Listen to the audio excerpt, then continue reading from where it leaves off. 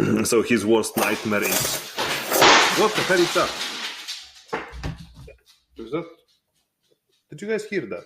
Yes. Oh well, like if my house explodes, you'll find out.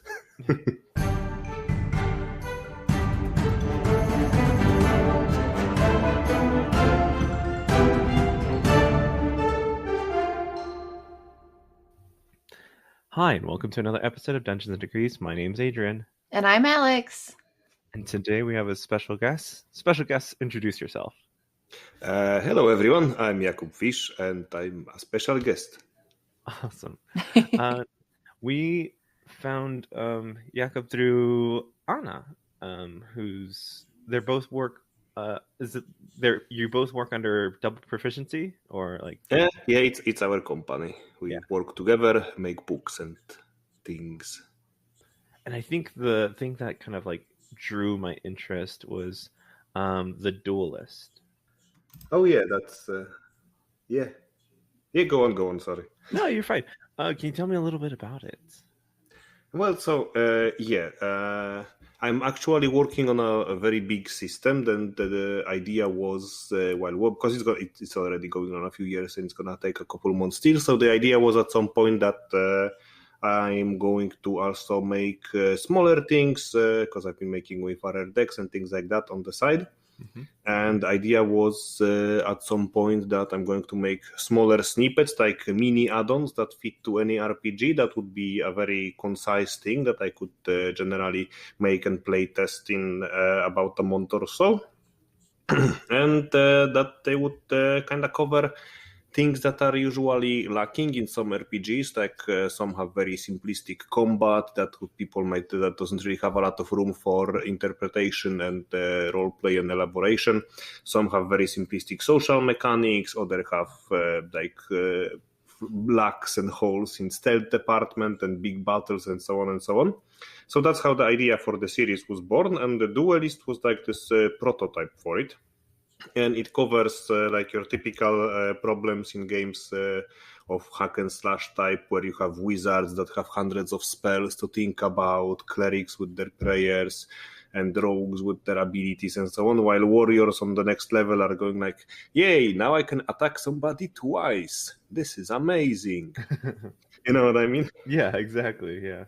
Yeah, so the Duelist kind of works from that, takes whatever game you are playing and the system it has in there, and it lets you use the mechanics that are in the game without changing anything, but they are adding another layer on top of that lets you add depth to your character and lets you... So yeah, and it lets you add depth to role-playing for your character and adds deeper play style for the warrior character. So instead of just saying, ooh, I'm gonna cut him again. Oh, it's my turn again. I'm gonna cut him twice.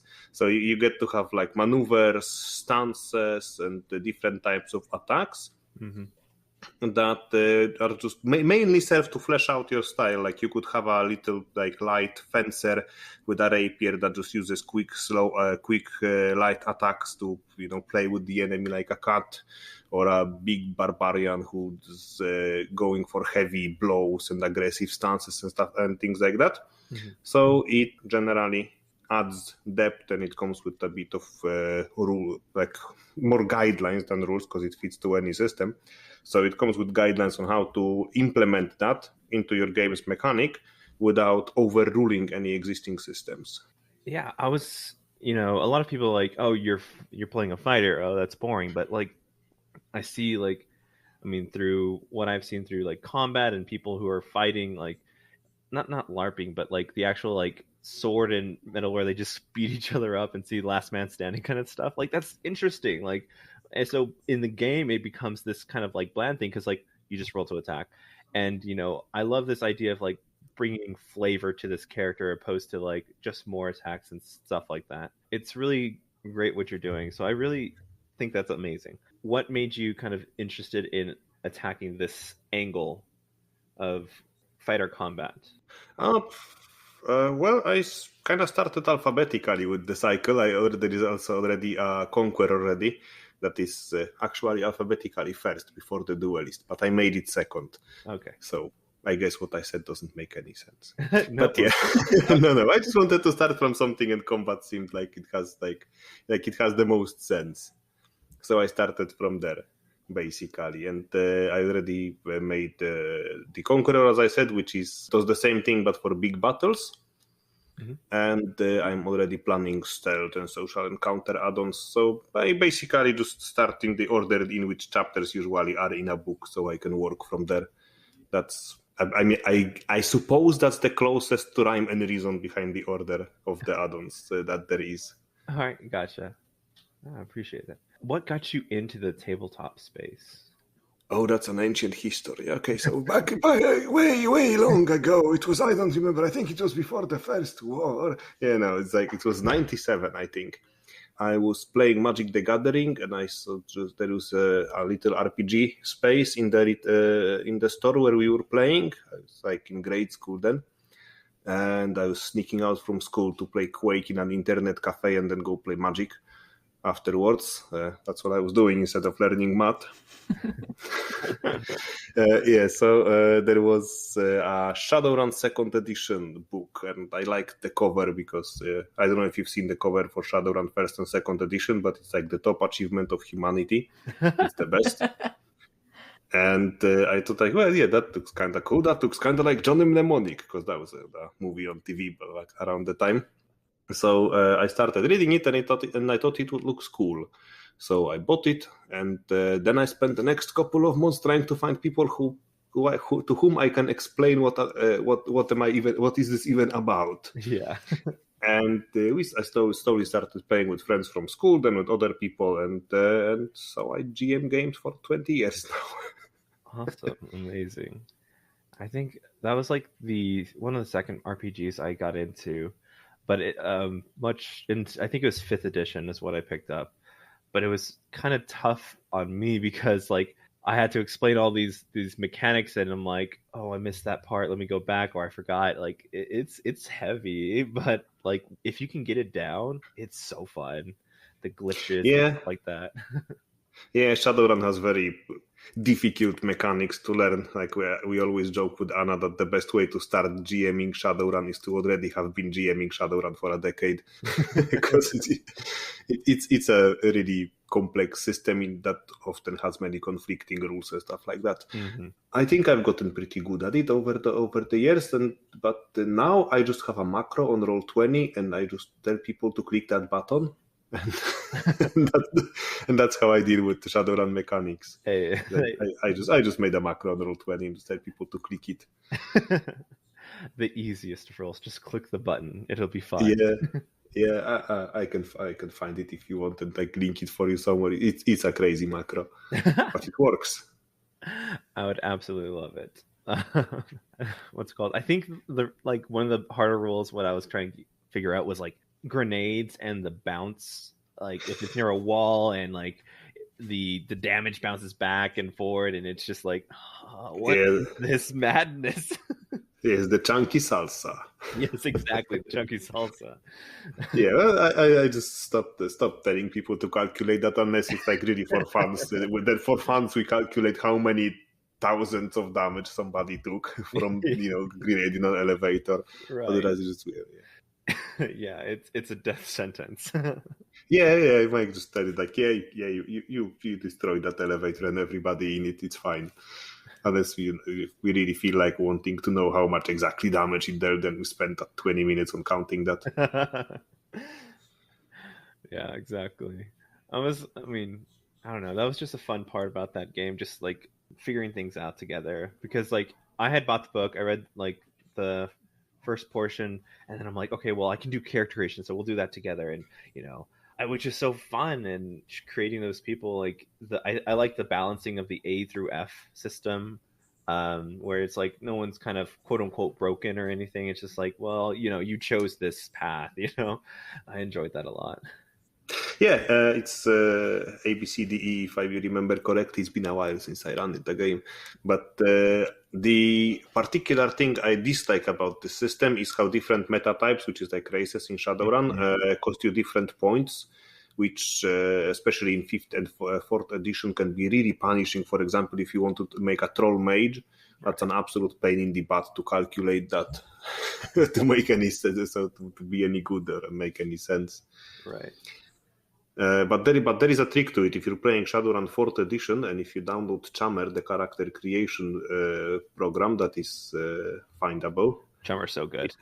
Yeah, it's good. But in the 4th edition specifically, because when you're making a character, then there is a bug that makes you not pay karma cost for a meta type. And I always use that version of that program because it makes making different characters easier for players. Yeah. So they can just, pick the meta type if they like and go with that. And not get. It's not very balanced, but Yeah, it's nice. Awesome. Through your, I guess, learning as a GM, what kind of systems have you played with, or what's your favorite? There was a couple. So obviously I played Shadowrun and Earthdown are my long time favorites because I've been playing and GMing them for ages. And then I've been playing World of Darkness, been running Werewolf the Apocalypse, the old one, like crazy, around early 2010s, I believe. There is so many stories with that. We played some Vampire in Berlin, and we played Highlander. It is also World of Darkness. Then from other systems, like Paranoia in Nomine, and tons of other games, Cult. Of course, Call of Cthulhu, things like that. I even ran some D&D at some point in my life, maybe once or twice, but it's there. And yeah, lots of systems. I've also been making games for quite a while for my own use, and lately I've been doing it for a living. Nice. That's awesome. Do you feel like you kind of reaching out to these, or not reaching out, but playing these other systems has kind of give you an insight in how to create this, I guess, your own system that you're currently working on? And is it more of I figured out what's wrong, or yes, this is what's right with this system? Well, both of those actually, because when you learn, everybody who plays many different systems is gonna tell you that you can just see patterns in the game developments that are being made, and that solutions that people are using when make them, they repeat themselves, and you can see them when you learn a lot of systems. You can see which way the system is going, and that is just something that everybody who plays a lot of systems finds out at some point. For example, Elric, the RPG, uses the same solutions as Call of Cthulhu because it's basically the same mechanics, but also World of Darkness uses some mechanics that are present in Elric but not in Call of Cthulhu, and so on and so on.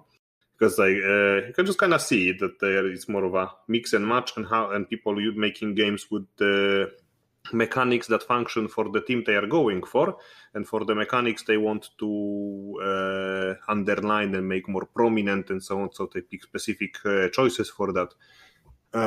For example, in Monster of the Week, you have mechanics that are limited to a bunch of moves that basically inform people what kind of characters they want to make and inform the tone of the game.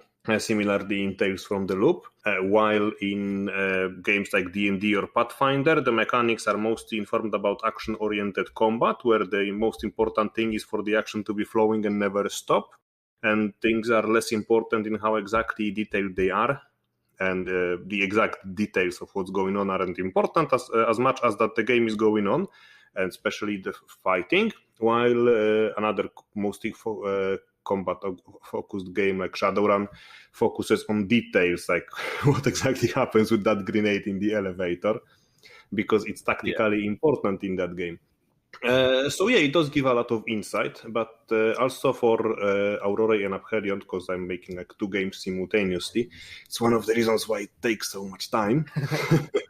I decided to reinvent the wheel a little bit, so I'm not going from this basic, let's say, engine that the RPGs are working on, where you have either a linear or geometric scaling in the mechanics. It goes on a trinary algorithm. So the game that I'm making is not so much a traditional RPG. It's like a search engine, So it takes a completely different approach, in the fact that in almost all the games I can think of right now, when you're rolling the dice, you have a win state and a fail state. When you do something, you either win or you don't, right? And your abilities and skills inform this in some way. While in Aurora, the the task that you're undertaking in a game is a buildable process. So even if you don't roll any marks on a dice in this test, that doesn't mean you failed. It just means that it's going to take you more time, or you're going to have to change the approach or do something else to make the task easier and continue what you're doing. So it is on a process instead of a simple fail state or win state, something like that. I guess is going to be the fastest way to explain it. Yeah, you spend so much time on it. One sentence is not going to be enough. yeah, it's like I could go for days. And that's good in a podcast. It's what we have built our brand on. That we can continuing talk about any tabletop RPGs forever. Yeah, I got the same thing. I can just talk about a thing forever and explain it in more and more detail until I forget what I was talking about. That's graduate school, isn't it? Pretty much. So I want to ask, is there any particular moment where you were just like, because like you're playing all these games, what was the moment where you're like, you know what, I want to make my own system? I think that was around the early 2010s, I guess. I started making a game called Blazing Aurora back then, which was like I was a very late teenager, so it was some edgy, grimdark something. It's not really worth talking about. It was bad.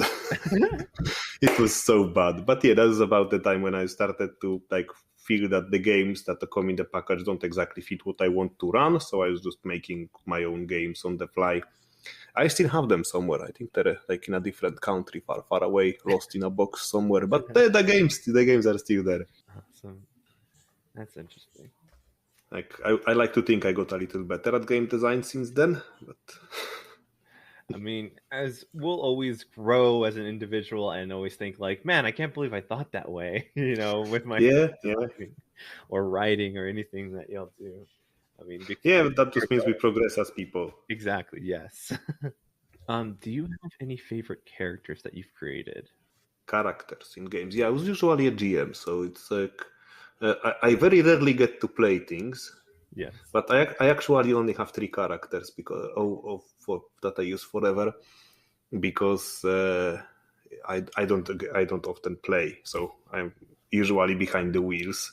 But when I do, I either have a little I don't know what's the swearing radius on your podcast. I don't know if I can say bad words or not. Yes, go make it happen. Yeah, so I have this little shithead thief called Fish that's based on Styx Master of Shadows, the video game.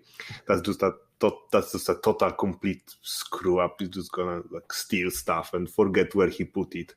But he just wants to be the best thief there ever was and treats gold like Pokemons. He has to have them all at some point.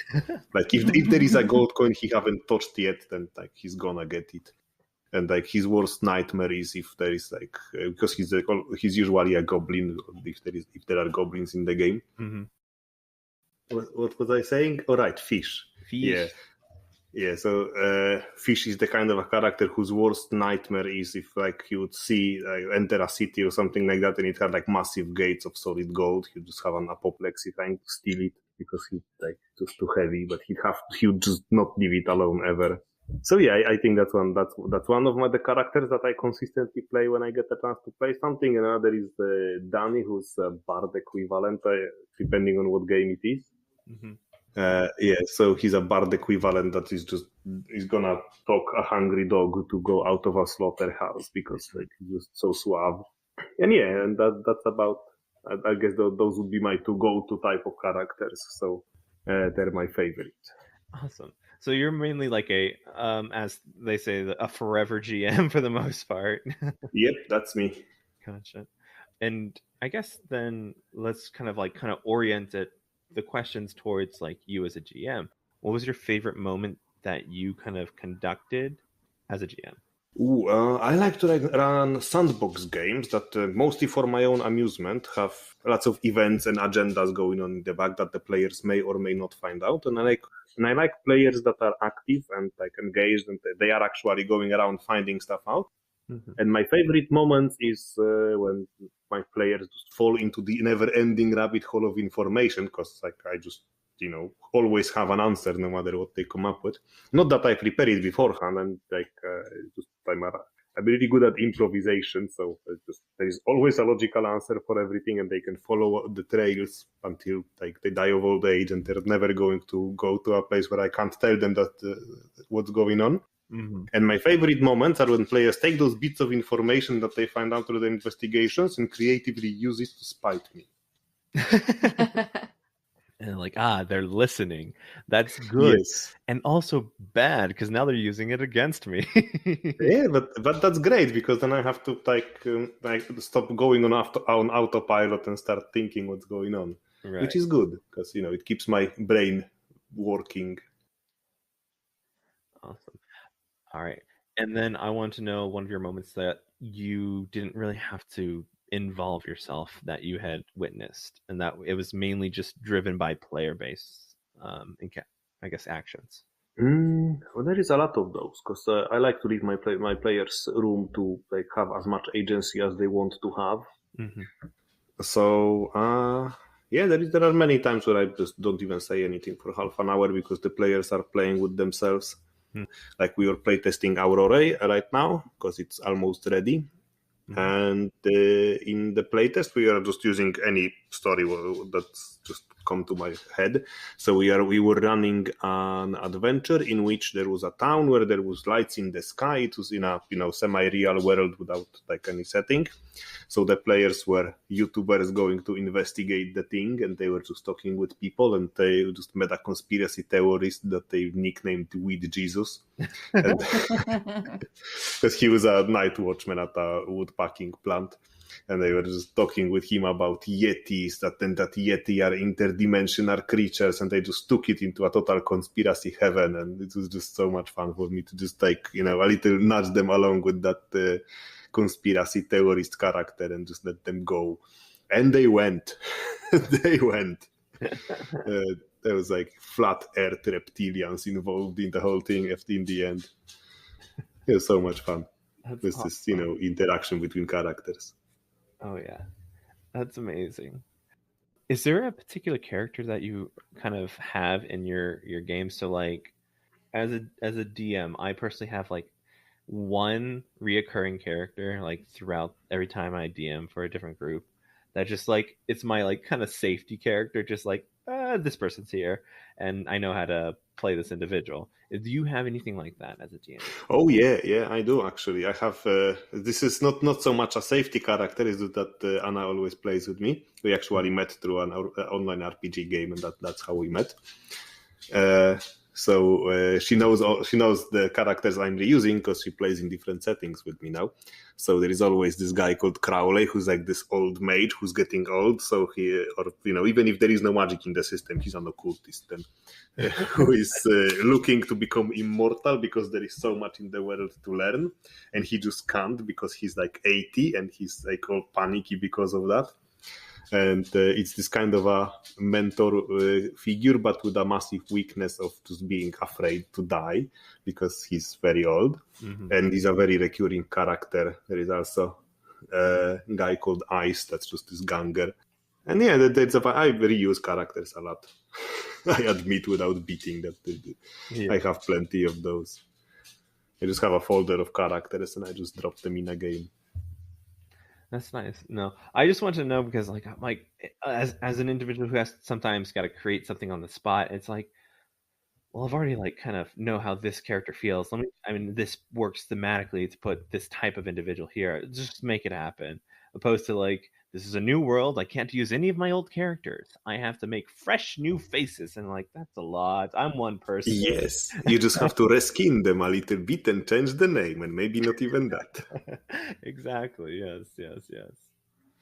As a baby DM, this is eye-opening to me, because I feel every time I do something, they have to be wildly new. I could never play the same character twice. Oh my gosh. But why not? Yeah, I'm gonna tell you a secret. I have no notes for the game that I'm making. I just have a folder with pictures. Like I make the whole, like I just create a situation that's going on. For example, I don't know, I'm just gonna make one up right now. So there is a town that is being harassed by orcs because they expanded in their field a little bit, and they had a celebration that they will now have more crops. But the orcs didn't like them and started harassing them because it was their hunting grounds or sacred burial ground or whatever. And the situation is now the conflict between those two groups, and I may just put a couple characters in there that have specific agendas that lead those groups and are prominent in there. And then I have a folder of pictures of faces that I just put in the game with people interact with characters, and I just make them on the spot. That was amazing to listen to. Making a scenario on the spot. Yeah, that's by the way one of those things that I want to incorporate in Aurora, like this, so that everybody can use the kind of system that I'm using for making games on the spot. I'm just going to incorporate it into the rules of the game, so that the goal of those games is that you can pick them up with a GM, in a group without a GM, or just a solo, and just start playing and make the game step by step as you are playing it, using the same system that I'm using in my head when making games. And just run a game without no prep at all, and that's the goal, the main objective for the game. That's amazing. I absolutely love that. And it works pretty well so far, and we are now just working to make it more streamlined, so it's easier to approach for people without having to read the entire book.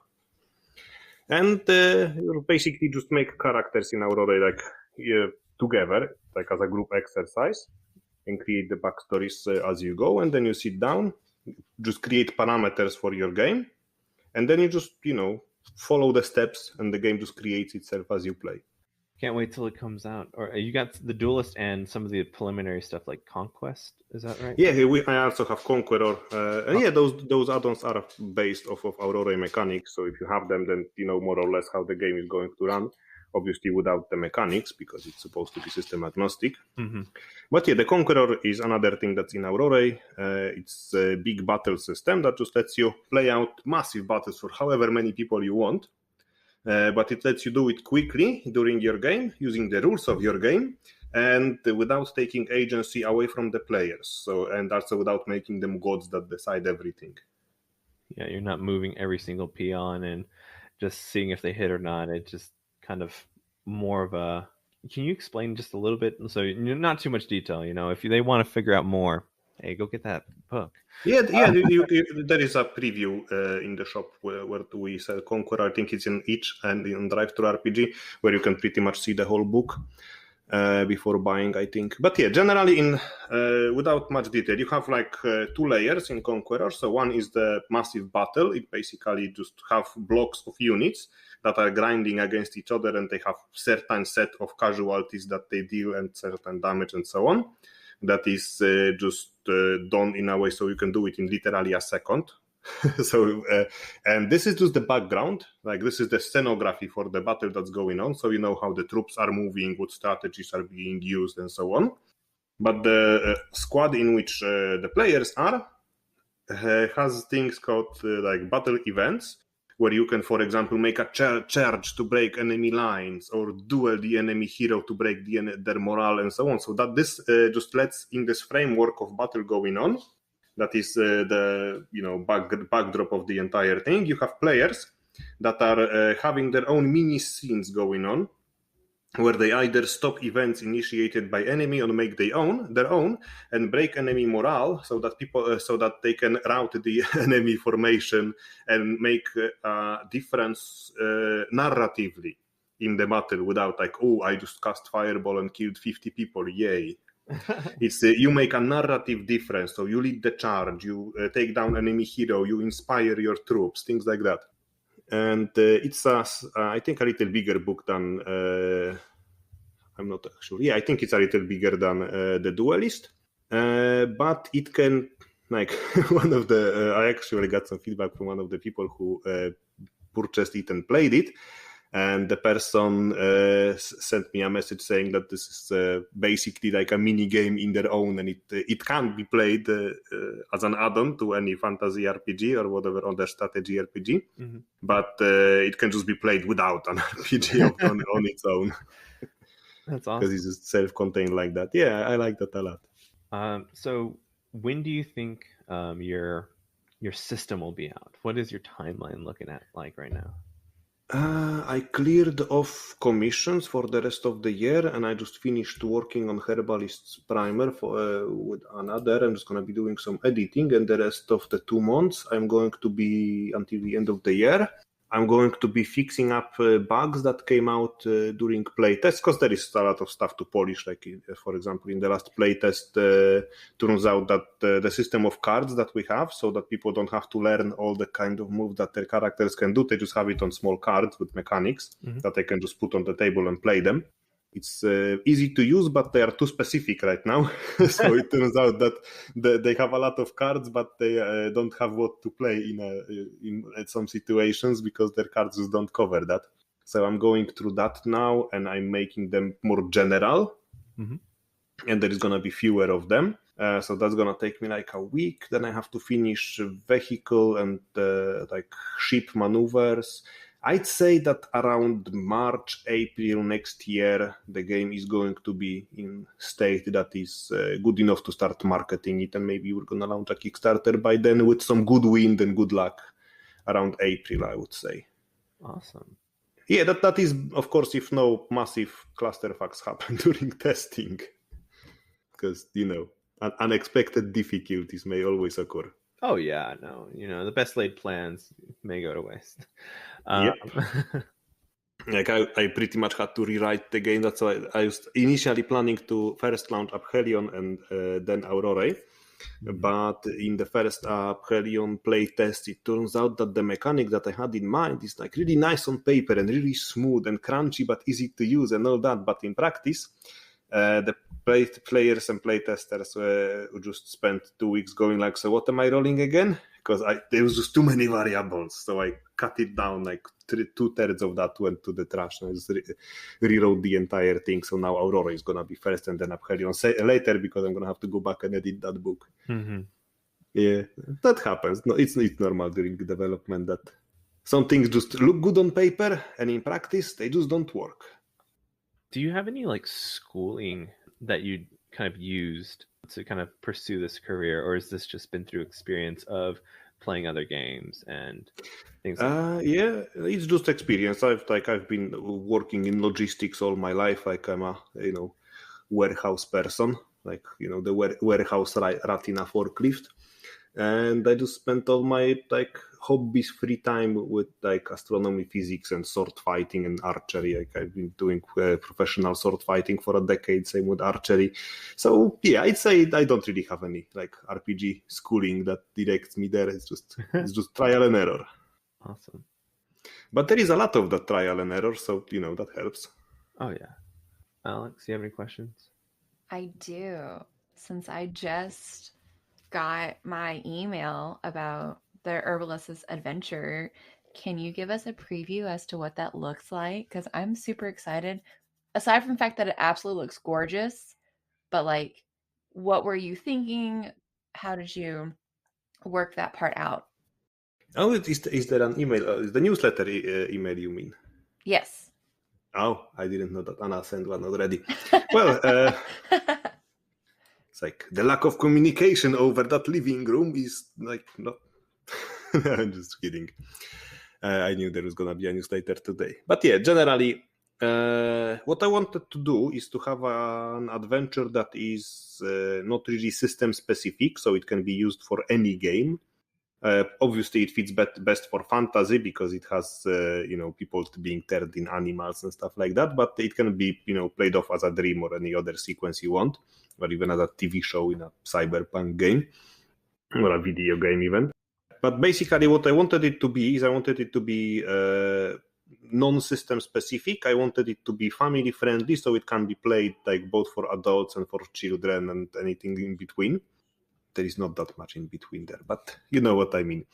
And I wanted it to refer to the book, the Herbalist Primer, but I wanted it to be playable without the Herbalist Primer, and I wanted it to be serious but cutesy and all that. So basically, in the game, in the adventure, players are one way or another mysterious way, because I don't want to like spoil you stuff, are going to be helping a brave little hedgehog to get a magical plant. And they're going to be facing wasps and snakes and cats and curious dogs and all that kind of things. I don't know if you can hear that I just died. And Adrian, can we play it? I'm so excited. I'm gonna pretend like I know how to DM and I want to help little hedgehogs. Of course we can play it. We just gotta get the time and see who else wants to join in and try this system out, or this, add it to the systems we know. I knew it was cute, but like, I'm crying. It sounds so cute. Yeah, there's like a lot of puns and fairy tale atmosphere and brave hedgehogs and mice and bee puns. There's so many bee puns. That's right. Anna did say she had an affinity for puns. Yes. Like puns is like the thing that connects us most. Puns and memes. That is also my relationship with my spouse. We are only connected through memes and puns. Yeah, we basically got together through the Star Wars prequel memes. Like, but we have a lot more in common. But this is where the fun begins, That's absolutely amazing. As y'all work together, are these projects? Do y'all like work on two different things, and how do y'all help each other out in Double Proficiency?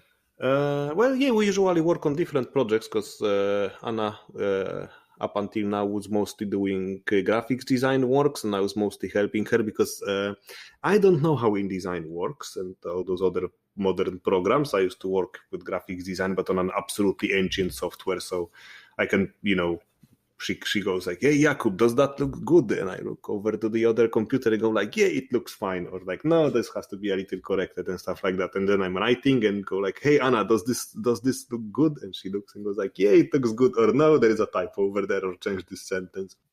So we're mostly cooperating on the fly, and but on different projects. And we are planning to work on Aurora together more than we have so far. Like it's going to be a co-authorship, but so far I've been doing the grant work on Aurora, so we have the brand of the book ready, and Anna was focusing on the finishing Herbalist Primer, and I was helping on that as well, and we will see how much in the future we are going to be able to cooperate on it. But yeah, I would absolutely like to co-author more things with Anna, because working with her is a pleasure. And I'm not just saying that because she can hear me.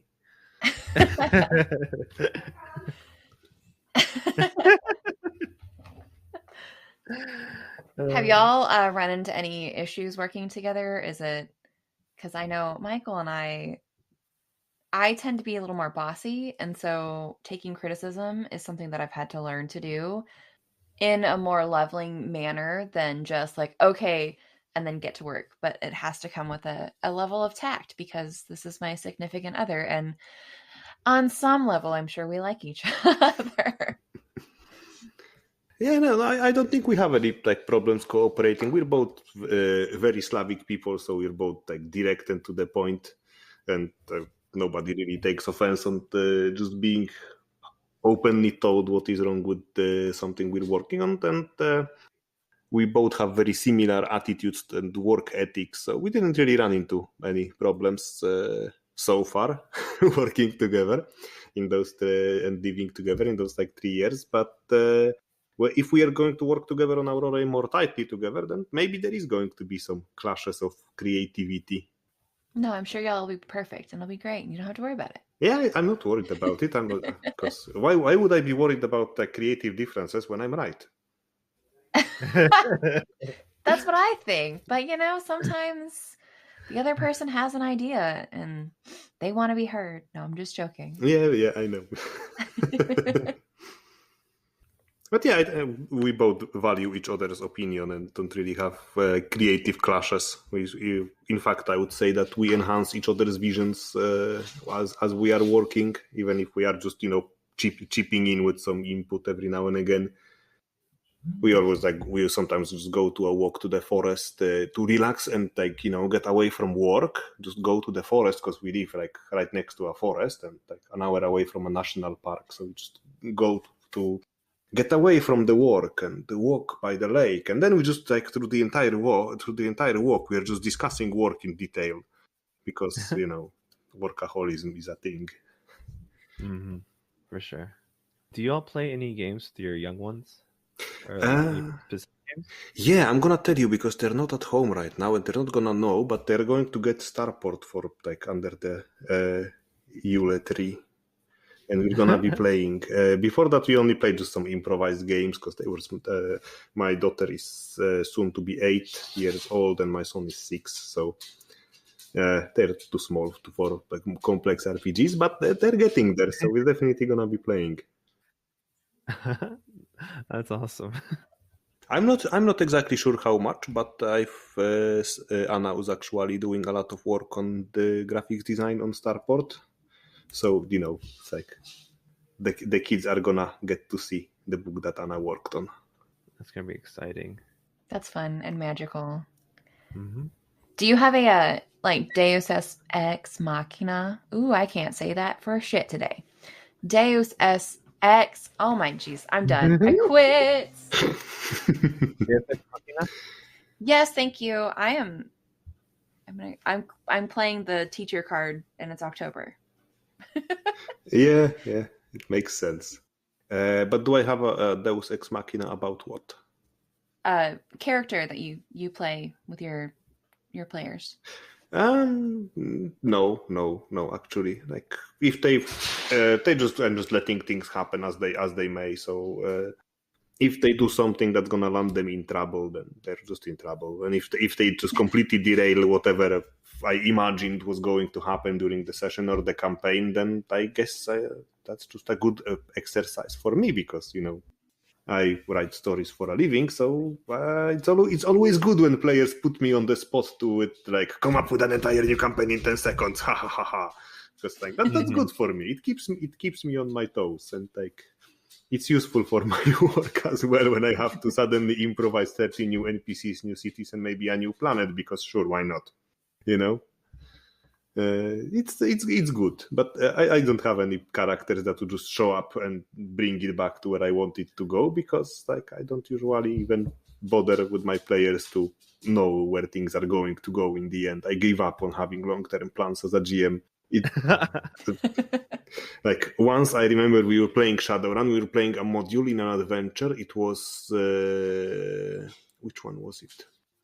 It was one of the first edition adventures where there is the dragon that was connected to the Matrix, and the players were hired to find him, but they really had to do something else. And then there was an assassin who is trying to kill the dragon and so on. The actual plot of the module is completely irrelevant because it ended up with one of the players somehow finding a nuclear device about to explode that was completely disconnected from anything else, but it was his personal goal and he found it and he disabled it with a screwdriver. And meanwhile, the other player who's actually trying to follow the story got distracted and blew up the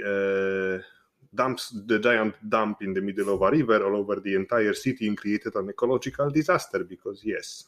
So those things happen when players are doing actual modules for a game. So you can imagine what happens when players are. I mean, what happens when players play an improvised game.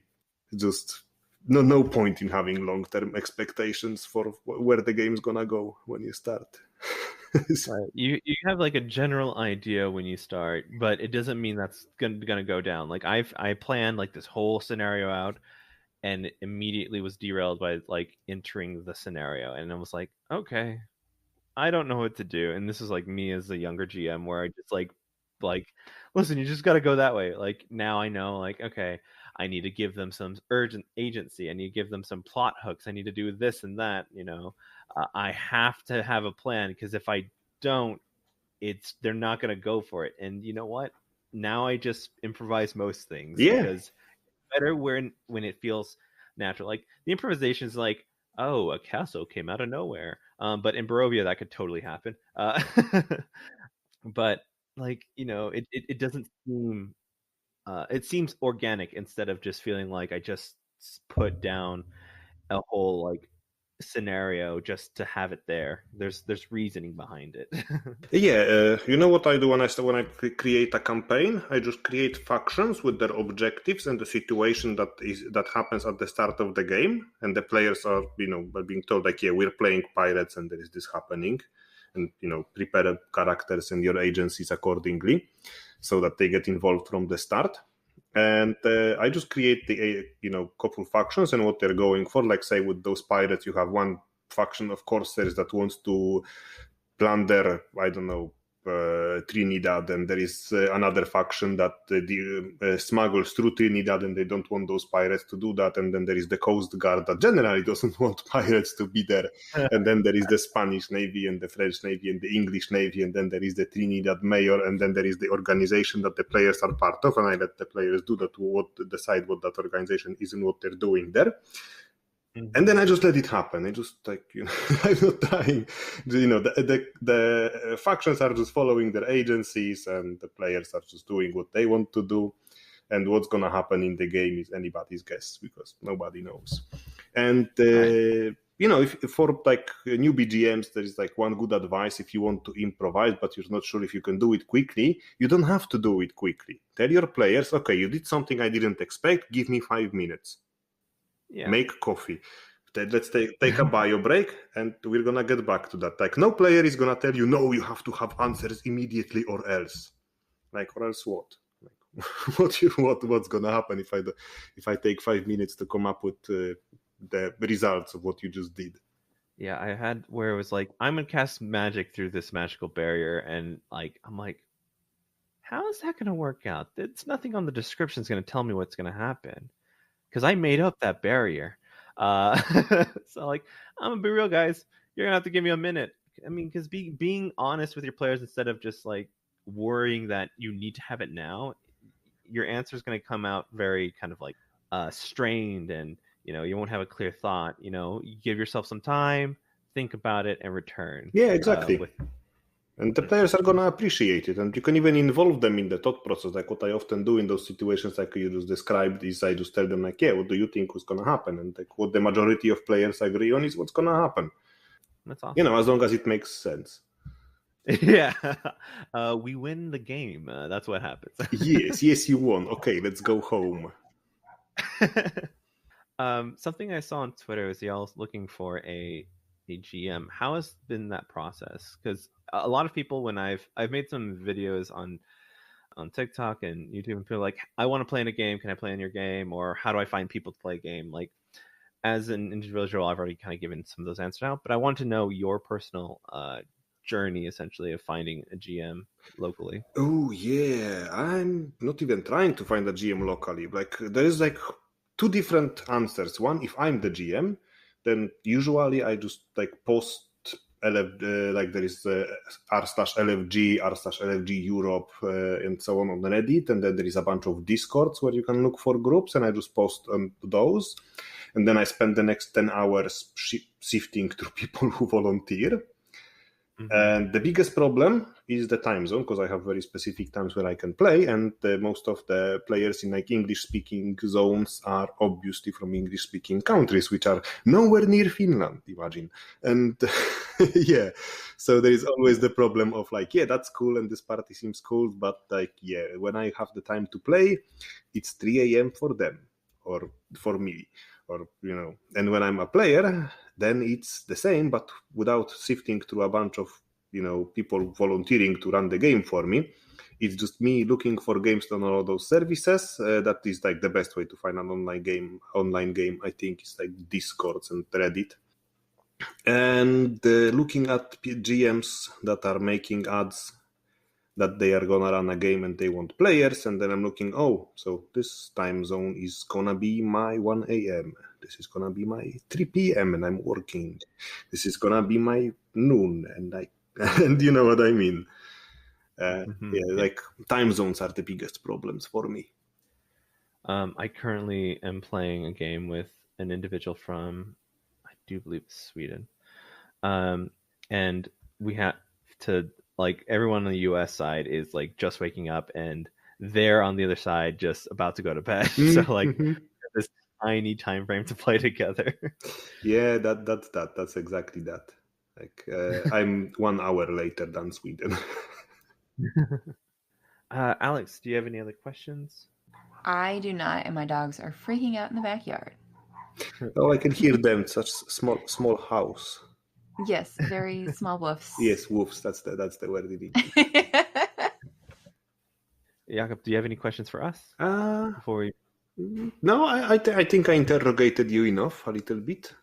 No, I appreciate it. Go ahead and tell the people where they can find you. Well, they can find me on Twitter, where I'm just, Jakub Wisz. Nobody knows how to spell that. So, and also in doubleproficiency.com and in our shops on DriveThruRPG and itch.io, also Double Proficiency. And there is a newsletter. We also have a Patreon that is, let me just check what even is that. Yeah, it's patreon.com/doubleproficiency. That's what I thought. Awesome. Okay. And those will be in the description of the episode as well. All right. But yeah, thank you so much, Jakub. It was a pleasure talking. Yeah, thank you. Thanks for inviting me. It was a lot of fun. And thank you, dear listener, for joining us for another episode of Dungeons and Degrees. You can find us on all the social medias. Check out Adrian's TikTok. He's doing great work there. You can also help support us on Patreon. And if you have any questions, please feel free to reach out. We are happy to be back and excited to restart our regular podcasting. Oh, yeah. We'd love to talk to everybody.